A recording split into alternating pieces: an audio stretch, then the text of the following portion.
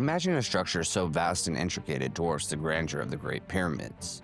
A legendary labyrinth hidden beneath the sands of Egypt, whispered about by ancient historians like Herodotus. We know now that it's really there, but what was this massive complex holding? And might this be the work of a lost ancient civilization, far older and more advanced than originally thought? Today we're diving into the mysteries of the lost labyrinth of Egypt, confirmed by multiple satellite scans and ground-penetrating radar. Stick around as we explore why it has been hidden from us, why they won't excavate the area, and uncover what mysterious objects and artifacts might still be hidden from us.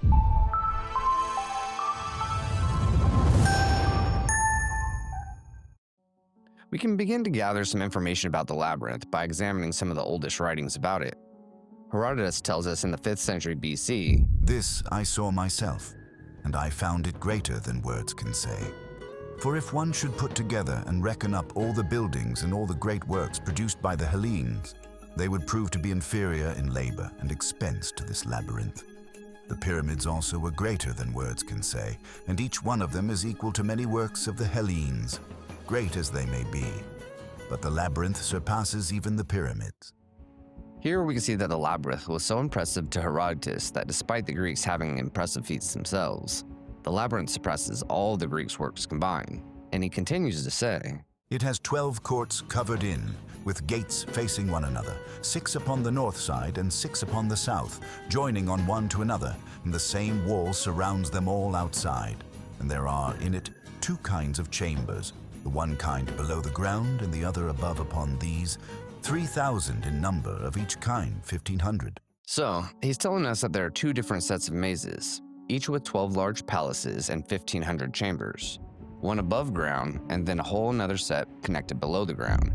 Next, Herodotus describes the labyrinth as something of a record hall, being carved with these beautiful inscriptions, as though these 3,000 chambers were a notebook to keep all this information. The upper set of chambers we ourselves saw, going through them, and we tell of them having looked upon them with our own eyes. But the chambers underground we heard about only by hearsay, while those above we saw ourselves and found them to be works of more than human greatness. For the passages through the chambers and the goings this way and that way through the courts, which were admirably adorned, afforded endless matter for marvel. Over the whole of these is a roof made of stone like the walls, and the walls are covered with figures carved upon them, each court being surrounded with pillars of white stone fitted together most perfectly. And at the end of the labyrinth, by the corner of it, there is a pyramid of 40 fathoms, upon which large figures are carved, and to this there is a way made underground." Just as before, we hear Herodotus describe the walls and the entire roof as being made of a single stone. Now, what I actually think Herodotus is describing here is what we see at the Osirion. Today we see these almost perfectly fitted stones. At some places you can just barely make out the seam, and that's after thousands of years, if not more, of wind erosion, which is slowly opened and rounded off where these blocks meet. But when it was initially constructed, polished and finished, the seams would have been invisible to the naked eye, making it appear as though it was made up of a singular stone. Later in the 1st century BC, we have Diodorus Siculus, who again explains the greatness of the labyrinth. "While in respect of carving and other works of craftsmanship, they left no room for their successors to surpass them. For when one had entered the sacred enclosure, one found a temple surrounded by columns, 40 to each side, and this building had a roof made of a single stone, carved with panels and richly adorned with excellent paintings. It was impossible to imitate in respect to its ingenious design, for a man who enters it cannot easily find his way out, unless he gets a guide who is thoroughly acquainted with the structure." Unlike Herodotus, Diodorus was able to enter the lower levels of the labyrinth. He goes into how the labyrinth has a maze-like quality, and that the travelers would be wary to go into the labyrinth without an experienced guide. Moving forward to around the time of Jesus, we encounter Strabo, Pomponius Mela, and Pliny the Elder, who provide similar accounts. Pliny the Elder gives us a clue about how old and what materials the labyrinth was made of. Let us speak also of labyrinths, quite the most extraordinary works on which men have spent their money, but not, as may be thought, figments of the imagination. There still exists, even now in Egypt, the one which was built first, according to tradition. 3,600 years ago, to my considerable astonishment, has its entrance and columns made of Parian marble, while the rest is of Aswan granite, such masses being put together as time itself cannot dissolve, even with the help of the Heracleopolitans. For they have regarded the building with extraordinary hatred. Amazingly, Pliny dates the Labyrinth to at least 5600 BC, which is much older than the conventional dating of the pyramids. As we know, people love to repurpose other civilizations' works, and this has been happening since the beginning of time, so who knows if that's even far enough back. Here you can see this white quartzite column base that has been repurposed as an offering table for a 5th dynasty priest named Ra-Wer. The inscription and his name down here, Ra-Wer. This is the priest from the 4th dynasty. Yes. So here we have a conclusive evidence that shows that stone was being recycled since the Old Kingdom time. This column had been at its previous site for so long, calcite crystals had begun to grow where the pillar would have been, indicating that it had been there for a very, very long time, possibly before what we think the conventional timeline that ancient Egyptologists tell us. And only this part will be above the ground, and then the pillar was going to be on top of it. We can see even part of the circle here that is a different color because the pillar here. Anyways, I'm getting a little ahead of myself here. Pliny also mentions that each of the 12-gram palaces have 40 columns on each side, made of Parian marble, which we know now is alabaster or white calcite. The rest of the structure is made of Aswan marble. This is going to be some really important information, so as we move forward, I want you to hold on to it and rewind if you need to. The last important tidbit that I want you to take away from the quote is that he tells us that the Heracleopolitans regarded the building with extraordinary hatred. So we know that at least by the 1st century BC, the Romans were quarrying and taking some of the stone to repurpose it for other sites and temples in the area. Okay, I know you guys are getting tired of all the quotes and just want to get all the good stuff, and I promise you we're going to get there. But I have just one more that's going to help put everything into a little bit of context here. Men are already weary with traveling when they reach that bewildering maze of paths. Indeed. There are also lofty upper rooms reached by ramps and porticos from which one descends on stairways which have 90 steps each. Inside are columns of imperial porphyry, images of the gods, statues of kings and representations of monsters. So Pliny is telling us that each floor, so to speak, is about 90 steps. I know my house and others are about 16 steps, so that's about 5.5 stories between the levels. Now we know that the Egyptians at the time of Pliny were quarrying the site, and after the Roman Empire fell, all knowledge and curiosity of the Labyrinth faded. We heard nothing from history about the Labyrinth until the Renaissance, when it gained a renewed interest among artists. For the next few hundred years, the Labyrinth remained a popular mystery surrounding ancient Egypt. Despite being lost to time, historians always had a general idea about where the Labyrinth was. From reading ancient sources, they knew it sat next to a pyramid next to Lake Moiris in the Fayum, a fertile region west of the Nile, about 60 miles south of Cairo. This region plays a crucial role in Egypt's agricultural sector. At the neck of the Fayum lies the pyramid of Amenemhat III at Hawara, a mud brick pyramid dating to the Middle Kingdom. When first built, the pyramid would have been covered in limestone, which was inscribed with hieroglyphics. The site at Hawara today is not very impressive to the naked eye, as over the millennia, the buildings at Hawara have been quarried away and repurposed. Just like a lot of the other stone we've been talking about, here you can see the whole of Hawara is littered with Aswan granite and alabaster, or calcite fragments. Running through the area lies the Barwabi Canal, dug in the 1830s to assist the farmers in the region. And as they were digging this canal, they found massive stones and simply just threw them to the side, not knowing their origin. There were some expeditions to Hawara in the 17th through 19th centuries, most notably Napoleon. Here you can see some artist renditions from the expeditions during his time.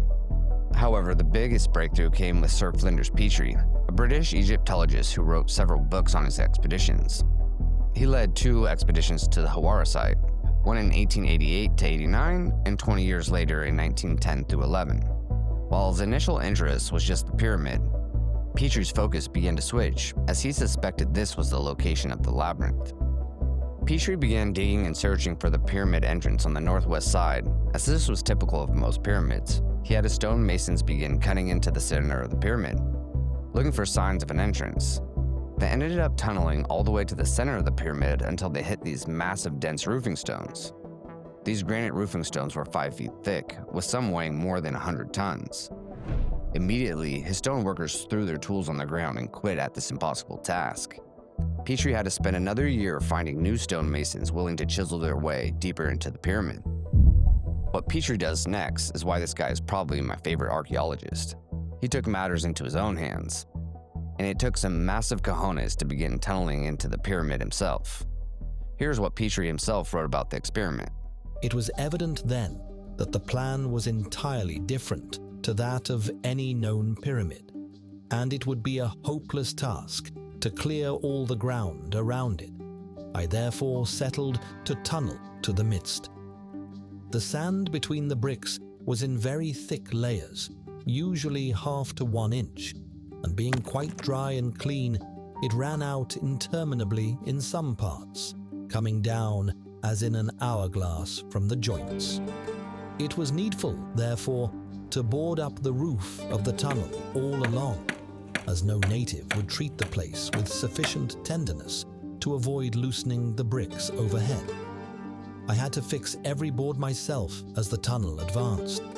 The bricks, moreover, were so large and heavy, being double the size each way of an English brick and weighing 40 or 50 pounds, that a single one dropped on a person would have settled his moving powers for some time to come. It was needful, therefore, to use the greatest care in loosening and taking down the bricks. So Petrie is digging under this mud brick pyramid through these old tunnels with just the light of a candle. Sand is crumbling as he goes, and he has to board up the tunnel, hoping a brick doesn't fall on him or the whole tunnel collapses. Eventually, Petrie and his team made it through the granite slabs. They entered into the central burial chamber and began exploring the rest of the pyramid, still looking for the entrance. Thence I went exploring through the passages up the east passage. The muddy earth rose nearly to the roof, and we had to crawl through. At the south end of this, there seemed to be no exit, but a slight gap under the southeast trapdoor showed that there was a way, and clearing out some earth, I got in far enough to stick tight and knocked the candle out. Matches had to be fetched as we were streaming with the heat so that nothing could be kept dry in the only garment I had on. Tunneling into the pyramid was a dangerous affair in and of itself, but imagine sliding through this muddy tunnel as it's closing with debris and getting stuck in this cramped, dark tunnel with only a candle as your source of light. Potential cave-ins are an ever-present danger, and suddenly you get stuck and your candle goes out. You're helpless as you have to sit there stuck, hoping and waiting that someone will be able to navigate all the way out in the dark and find their way back to you without a map. I got into the southeastern chamber, and then the south passage was so nearly filled with mud that we had to lie flat and slide along it, propelled by fingers and toes. At last, I reached the southwest chamber.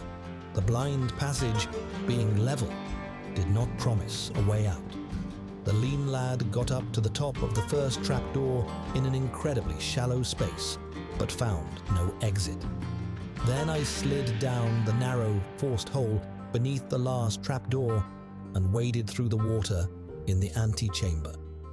There at last, I found a passage sloping considerably upward and knew that we were in the entrance passage. The way was the worst of all here, as the ground was full of sharp crystals of sulfate of lime, and the walls lined with more crystals which cut like a knife. Scraping a clear way, I squeezed up this passage as far as I could, and then began carefully measuring backwards through all the passages to the tunnel, so as to know the position of the entrance. Finally, Petrie discovered the entrance and had to map everything as they returned back to the outside. Eventually, he found that it was actually in the southwestern corner. This was unusual, as pyramids typically have their entrances on the northern side. This strange feature would lead to a much greater discovery. While Petrie explored much of the pyramid, there were certain parts, like the antechamber, that were flooded, and he couldn't find the entrance to the labyrinth below. He often describes being waist deep in water and mud as he makes his way through the tunnels. The presence of water is another key element in the story of the Labyrinth. While at this site, Petrie realized Hawara was the location for the legendary Labyrinth. He knew from writers such as Pliny that the Labyrinth served as a quarry, and that there was an entire town of masons above it. His suspicions were confirmed as he dug around the site at Hawara and discovered a massive uniform stone layer extending from the pyramid. He noted that the layer was about 1,000 feet long and 800 feet wide. This slab was so large that it could easily fit all the famous sites such as the temples at Luxor, Karnak, and Thebes. However, this stone layer was so large that he could not convince people it was man-made. Discouraged, Petrie believed that the labyrinth had been completely quarried away. While this might be true for the above-ground layer, he was most likely standing on the roof of what is the underground levels of the labyrinth. With no hope or way to verify Petrie's beliefs, it was believed that the labyrinth was truly lost to history. That is, until 2008. In 2008, the landscape of Egyptology had changed. Any archaeological expedition now signs a contract with the Supreme Council of Antiquities and its General Secretary, Dr. Zahi Hawass. I'm not a scientist. The contract gives outside archaeologists permission to excavate and research the area, and in exchange, the council gets to control the release of all findings and publications. In Belgium, philanthropist Louis de Cordier was fascinated with the story of Petrie and the Labyrinth, and was able to lead the Madaha expedition to the Hawara site with the full backing of the council. Mission of the Mata expedition back in 2008 was actually to see if there was still something below that foundation layer or not. Because that foundation layer might as well be the roof, because Herodotus described the roof as like a giant stone plateau. He wanted to scan Hawara using modern methods: ground-penetrating radar, electromagnetism, electrical resistivity tomography, and low-frequency electromagnetic scanning. He scanned two sites. Site A was east of the canal, and Site B west of the canal. Here you can see the scan of Site A at the depth of around 8 meters. The dark green here is a deeper depth, while the light green and yellow is made up of hard granite material, most likely granite walls. In the second scan, you can see the ground level, the Roman-era ruins, and then Petrie's stone layer directly below the water table. However, directly below this stone layer is where the radar picked up the labyrinth. Upon making this historic discovery, Cordier was overjoyed. The labyrinth had been under Petrie's feet the entire time. However, Dr. Hawass told him to stay quiet about his findings and halted the expedition. Cordier, confused, had no choice but to return home. He sat on his findings for 2 years, waiting for Dr. Hawass to announce them. Finally, in 2010, a fed-up Cordier started his own website, labyrinthofegypt.com, and published his findings there.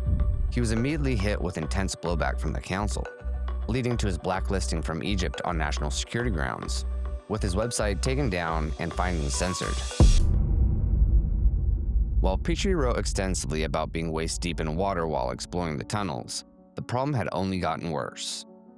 In the 1960s, the Egyptian government constructed the Aswan High Dam to control the Nile flooding and provide farmers with a more sustainable source of water, as Egypt faced a significant agricultural challenge and was unable to produce enough food for its population, making them become the world's largest importer of food in the world. Although it relieved some of the water issues for farmers in the area, it also had the unfortunate effect of raising the water table south of the dam. Multiple archaeological sites have been affected and are now increasingly being flooded with water. The Hawara site is no exception. This is a highly caustic and salty groundwater, and as Petrie said, the stone is already breaking down with crystals forming everywhere. Preserving the labyrinth has now become a time-sensitive issue. In 2009, a Polish research team from Wrocław University was brought in to determine the source of the water and assess whether the Hawara site could be remediated. They were able to trace the source of the incoming groundwater from at least 3 sources. Surprisingly, the team also detected ground anomalies and gaps in space, confirming Louis de Cordier's findings. Abruptly, our friend Zahi Hawass halted the project, jailed Dr. Aladdin Shaheen, the project lead, and removed him from his post as Dean of the University of Cairo's Archaeology Department. Believe in aliens. So I You am don't believe in carbon dating. I am a scientist. Oh. If you believe in something, write an article.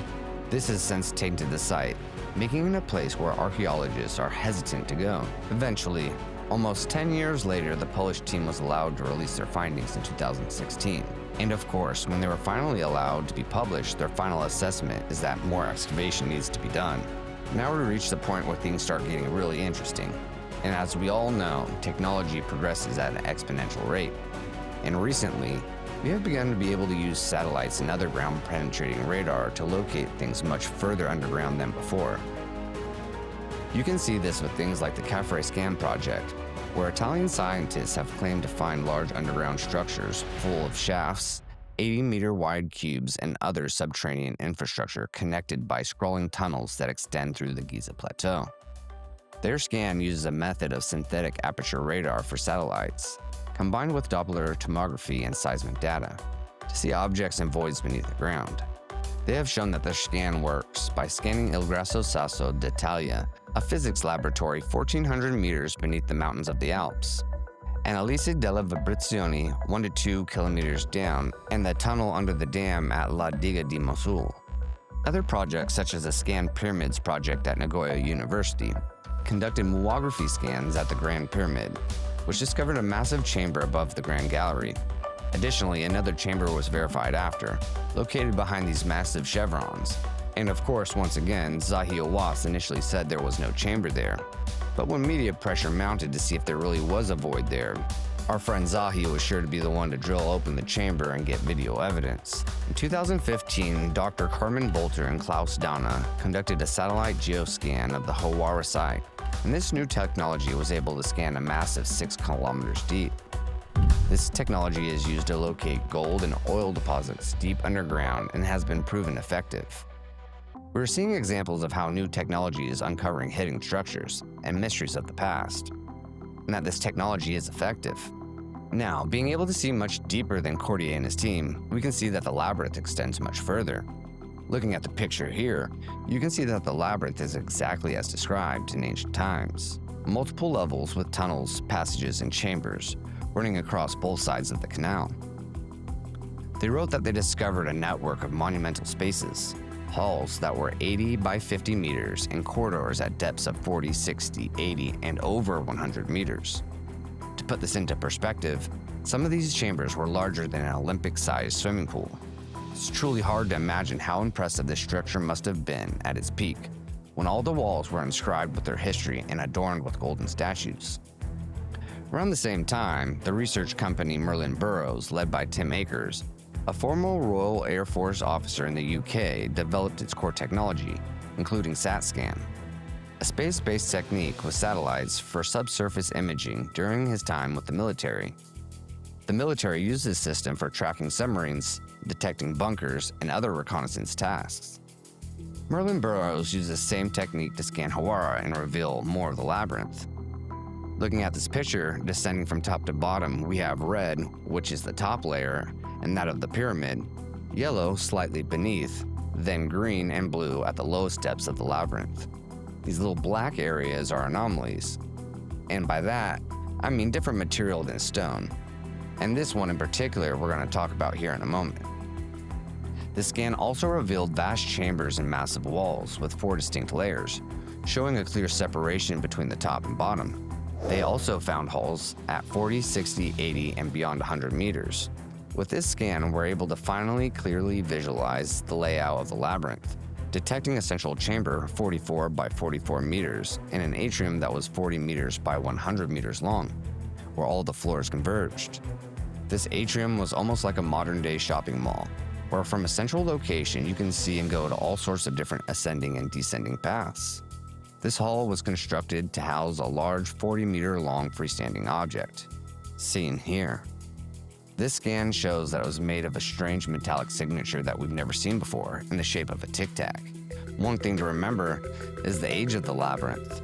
Diodorus Siculus tells us that the Labyrinth dates back to 3600 BC, making it 5,600 years old. And that is if we are to trust the Egyptian records he found, or not someone taking credit for something already built, which is all too common throughout history. And the thing is that the Old Kingdom of Egypt dates back to only 2700 BC, making the structure much older than what Egyptologists tell us about the history of Egypt. Another aspect is his description of alabaster columns. Egypt switched from using alabaster to sandstone columns in the Middle Kingdom. Now, I find it a tad suspicious that Diodorus would be knowledgeable enough about the difference between Old and Middle Kingdom architecture. In fact, many sites around Egypt, such as the Temple of Ramses, have an original layer of alabaster whitestone underneath that was later renovated with sandstone on top. The pyramid at Hawara has been attributed to the Middle Kingdom era of Amenemhat III. However, the difference in architecture, most notably in that the underground entrance of the labyrinth are made up of Aswan granite and hard stone, where the pyramid is made up of mud brick, suggesting that he built his pyramid in order to connect himself with the already famous and ancient wonder of the labyrinth. The labyrinth follows a disturbing trend in Egypt, with the Council of Antiquities shutting down discoveries. The pyramid scans, the Sphinx, and the Cordier scan team only being a few examples.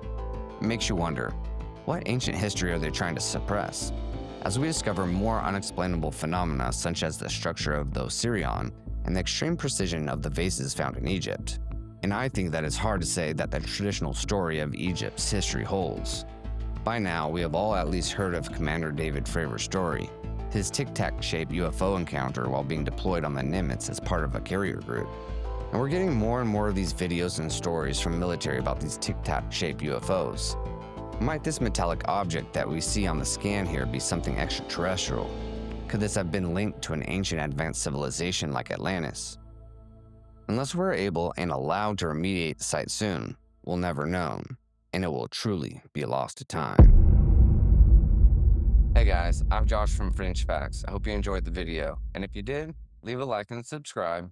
And if you're interested in alternate history or animated history, click one of the playlists here.